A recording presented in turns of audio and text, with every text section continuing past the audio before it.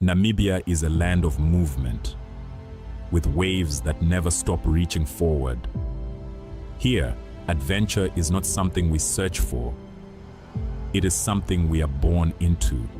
In every corner of this country, creativity rises, from artists, from athletes, from dreamers. And when the world comes to explore Namibia, they discover something extraordinary. Because when sport moves people, creativity moves ideas, and tourism moves the world toward us. Something powerful happens. A platform where movement meets imagination, where industries connect, where opportunity grows, where Namibia's next chapter begins. Welcome to the Creative Sport Tourism Expo. Exhibit, partner, experience.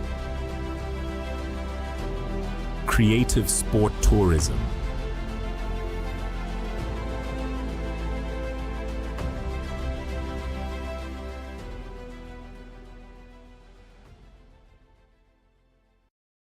AITSA is 'n echt Namibiese inisiatief.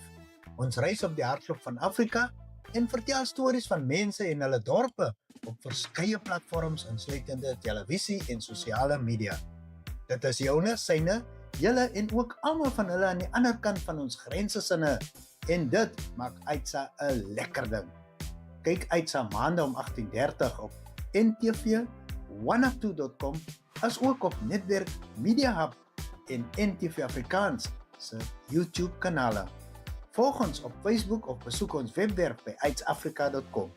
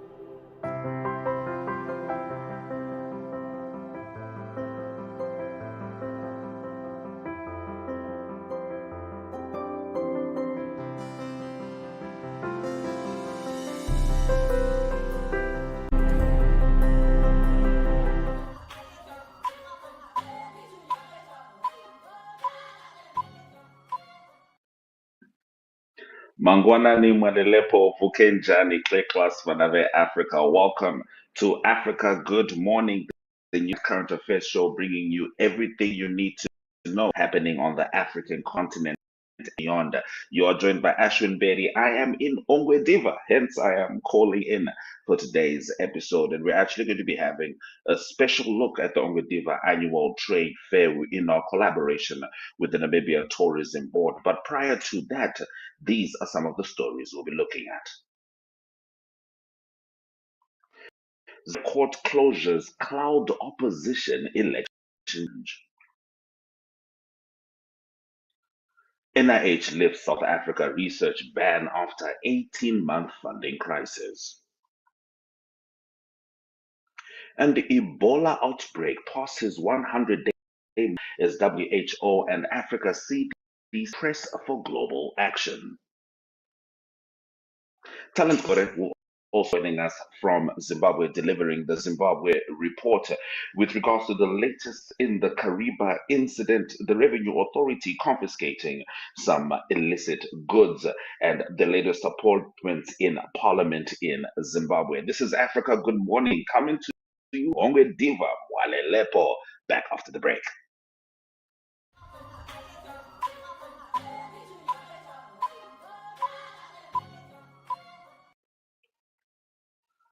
Now, Zambia authorities closed the country on May, and this was restricting access on final day of it to the opposition to this month's election. A memorandum from the judiciary's chief administrator advised all staff not to report for work because of security reasons. Police spokesman Godfrey Chilabi said security assessments were continuing but provided no further details, while a judiciary spokesperson could not be reached. Opposition leader Brian Mundubile had said he intended to petition the Constitutional Court over the 13 election, where he finished second to President Hakainde Hichilema. The deadline was 7 days after results were announced, reaching the early hours of Tuesday. Gates of the Supreme Court premises in Lusaka, which also houses the Constitutional Court, were closed with police inside. Hichilema secured re-election with about 60% of votes and denies fraud. Two independent observer reports indicated his vote count may have been inflated. Now, Mudubile has been summoned by police. This is with regards to alleged national security threats that he may call fabricated, but he was found in a house where intelligence had been monitoring and found AK-47s in that house, as well as a gathering they thought would be a threat to national security. And all of this is subject to investigation. We now swing to South Africa. The United States National Institute of Health has lifted its ban on work with South Africa nearly 18 months after the February order triggered a crisis for HIV and TB research. An internal memorandum dated August 17 and signed by NIH Director Jay Bhattacharya states that funding for meritorious research projects in South Africa may proceed. The restrictions followed the United States beginning to halt funding for South African projects in January last year, including NIH grants and USAID. Thobeko Ntusi, president and CEO of the South African Medical Research Council, said the decision followed 12 months of negotiations with NIH and welcomed renewed scientific collaboration. Linda Gail Becker, director of the Desmond Tutu HIV Care, said funding losses forced retrenchments and interrupted research protocols from United States networks. Now, the SAMR around 600 million rand in rescue funding in August 2025, including support from National Treasury, the Gates Foundation, Wellcome Trust, and the Elma Foundation.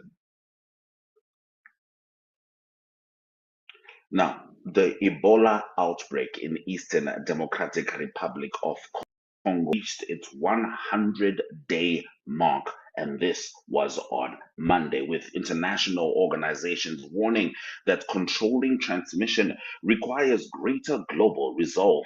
Understanding of Ebola transmission has improved since the 2014 to 2016 West African outbreak caused around 12,000 deaths and prompted governments to cut contact with Guinea, Sierra Leone, and Liberia, leaving local authorities with essential protective supplies for health workers. The current outbreak involves a Bundibugyo strain and has not caused border closures. However, a major obstacle to controlling transmission is the lack of international interest and support, posing deadly consequences for local communities and a potential global health risk. Ebola does not spread without close contact with an ill person, unlike hantavirus or measles.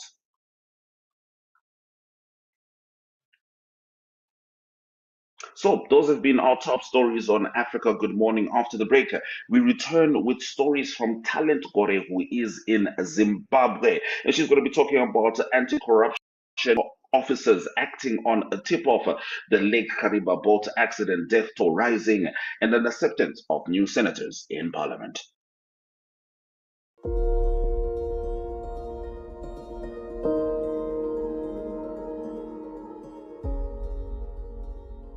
Do you like traveling? Do you like to experience new places? Well, then you should tune into On the Rock, where we explore enjoy establishments all over Namibia and South Africa. Great food, great fun, and so much more. So be sure to mark your calendar as we explore the beautiful landscapes of Namibia at the various enjoy establishments. And where we also get to go on game drives, different activities, and meet the awesome staff of the different establishments. We will see you there. Watch On the Rocks every Monday at 9 p.m. on DSTV channel 285 and GOTV channel 25.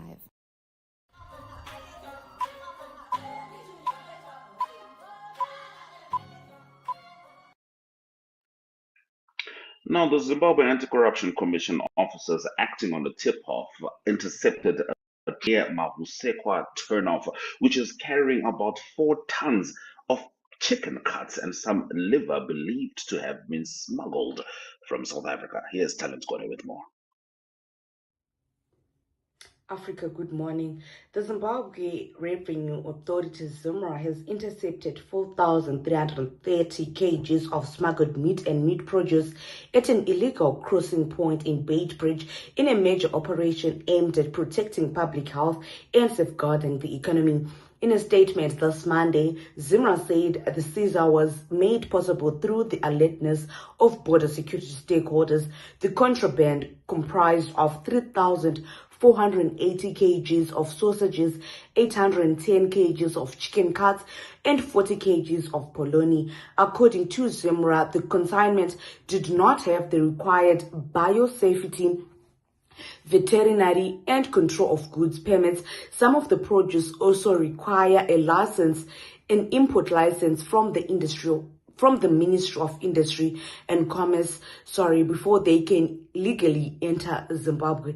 The statement added that importing meat and meat produce requires the necessary biosafety, veterinary, and control goods permit, and smuggled meats poses a serious public health risk because it bypasses inspection and cold chain requirements designed to ensure that meat is safe for consumption. Unregulated products can, in some instances, carry diseases that threaten both humans and livestock, while also undermining local producers and former retailers who comply with the law.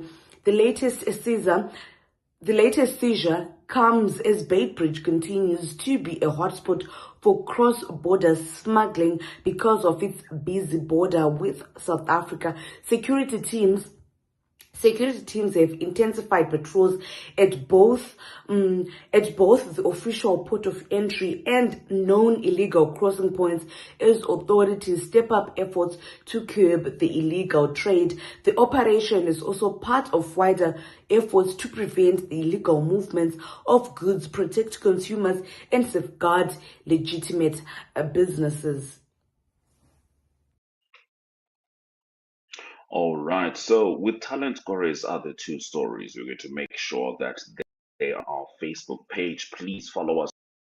Africa Morning. The other 2 stories are about the Lake Kariba incident, the accident rather, going up to 97, and the parliament in Zimbabwe approving 10 new Senate appointments. Now, the reason for that is because we're going to swing over to our special from here in Ongwediva at the Annual Trade Fair, where we are in collaboration with the Namibia Tourism Board, bring you the fair that has been at the heart of this region and indeed the Namibian marketplace.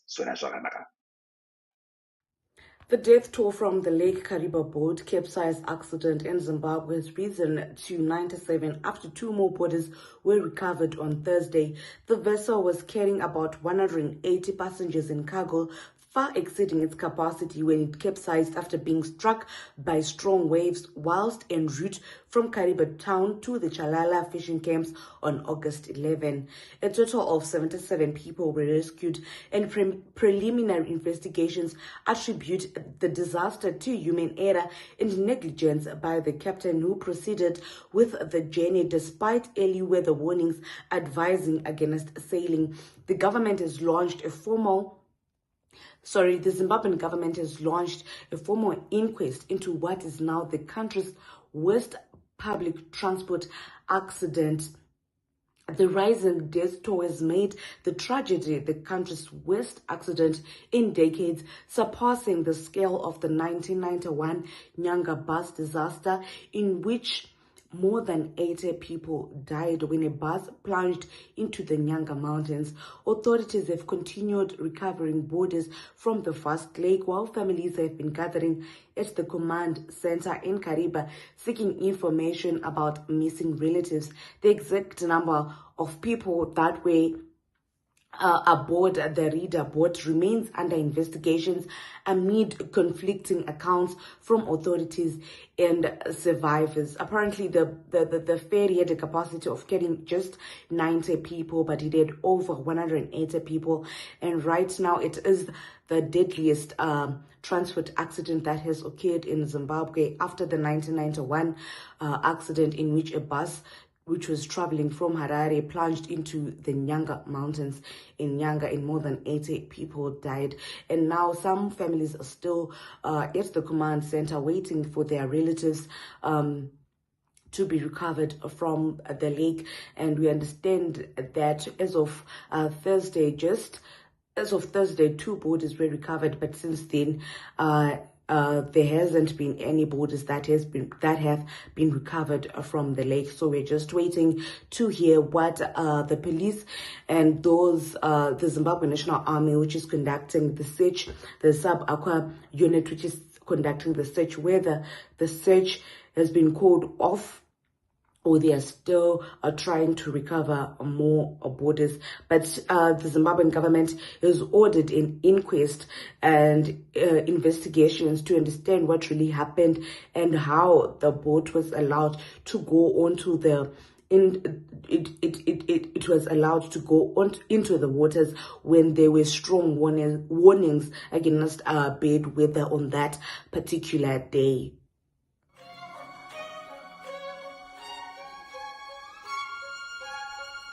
For 25 years, the Ongwediva Annual Trade Fair has been a hub of business activity. But beyond that, it has been a community connection point. You can get anything here, from traditional brew to attire to the Namibia Tourism Board, allowing you to register your tourism business, and of course, loads of children's activities. Why? Because this place for 25 years has not just been connecting businesses, it has been connecting people. And that is why we're here.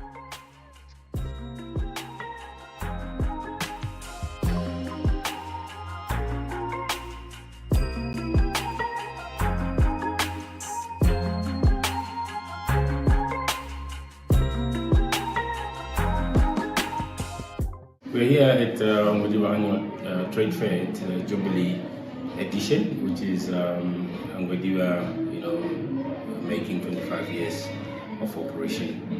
Yeah, I think we are here for sure. I was here earlier in the first year when Ongwediva Trade Fair started in a different capacity, and I've seen Ongwediva Trade Fair, Ongwediva Annual Trade Fair grow to this extent. It's a great success for Ongwediva town and also the northern business community. Now, for Namibia Tourism Board, we're here for two things. One really is to make sure that our people understand the Namibia in terms of its tourism economy, which employs over 100,000 employees in terms of both direct and indirect. The tourism economy, which contributes about 14.3 billion Namibian dollars annually. That's our latest statistics in 2022. But also is to make sure that the business community that are doing business in tourism, that they registered, that they are compliant, they understand the entire value chain of the tourism economy. So we are here to cement that they have our support to share information, to educate them so that we have more business, more young people as well starting businesses in tourism. Yes, we also started an office here last year, which is also supporting the tourism business community in the northern area in terms of registration, giving them license to operate, the necessary desks that they need, but also the necessary information really. And we've seen an increase in terms of the inquiries in the office, but also an increase in terms of especially the hotel establishment that are coming to register.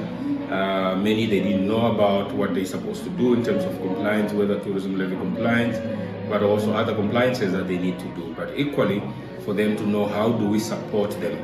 And we've seen that happening, and we've seen a lot of numbers now increasing in terms of people coming to register their business. And we want them to do more.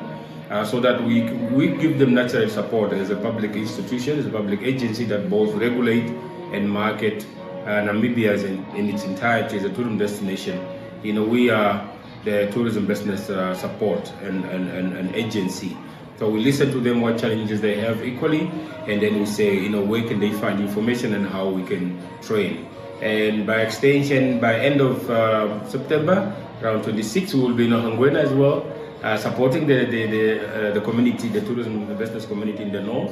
Again, we are not launching basically, but activating, which is on Lunga Palm tourism route. So we'll also be gathering with the communities, the same community that are here, is to make sure that they also benefit from tourism business beyond the Greater Etosha National Park and many other places. So the route stretches from, of course, Ruacana and up to Rundu, and then another route takes place from Rundu to Kachima. And it's our intention that the rural tourism, it's our intention really that the communities outside the national park, outside the national conservancies and concessions, but living alongside this road, the main road, living alongside the rivers and all other attractions in the northern part of Namibia, they can also benefit from the tourism economy. So this is why we are here. So in partnership with the Ongwediva Annual Trade Fair, we've been supporting every year we are here and participating, and we'll definitely make it show that probably next year we'll be launching something in terms of then how else, which we have now discovered, we can help them in this community in terms of recognizing the best businesses in terms of the tourism sector in the northern part of the region, and we want to pick up Ongwediva Annual Trade Fair as one of those platforms. So we are here intentionally and know exactly that we are giving support to our communities, we are giving support to the businesses in the tourism economy. And we thank you for their support. And we're also saying, well, our office is in Ongwediva at the trade fair, so they can always pop by, ask information, to be helped, whatever, even to fill up their forms and any other information that they need. Yeah, I thank you. Ladies and gentlemen, we are at the Ongwediva Annual Trade Fair, Namibia Tourism Board, making sure that they are prepared to assist you in any way possible, especially when it comes to those levies, when it comes to registering your tourism business, and most importantly, when it comes to knowing about Namibian tourism. NTV Africa and Namibia Tourism Board are also going to be visiting the stores and showing you everything that Namibia has to offer. Let's enjoy the week. Hello, my name is Dr. Joanne Gunzi from Kenya, and we are here at Ongwediva Annual Trade Fair. This is the 25th Trade Fair, and we're here to exhibit tea from Kenya as Camellia Tea Blenders and Exporters. We came by the invitation of the Kenya High Commission here in Namibia, and we're very grateful to Florence Gore, Her Excellency, for this invitation. This place is beautiful. We have a variety of teas from Kenya. Chamomile tea. This is the tea that we recommend for anyone who wants to sleep like a baby. When you've had a stressful day, this is the tea for you. And then our very, very popular tea, green tea, straight from the farms of Kericho, Kenya. The tea is very rich in antioxidants. Antioxidants are very good for cleaning your cells. And so that is a tea that I recommend that everyone should have in their house. And then we have these that we have branded. We have actually given it another name. We call it return home policy. And the reason we call it return home policy, as you can see, this is a beautiful package with 13 blends inside. And then 60 tea bags. If you present this to somebody whom you have been conflicting with, definitely. And if it's a loved one who's been dodgy, this is a tea. So return home policy. Hello, this is Christophina Jason from Oyeto Naturals in Ongwediva Trade Fair. We have a face combo.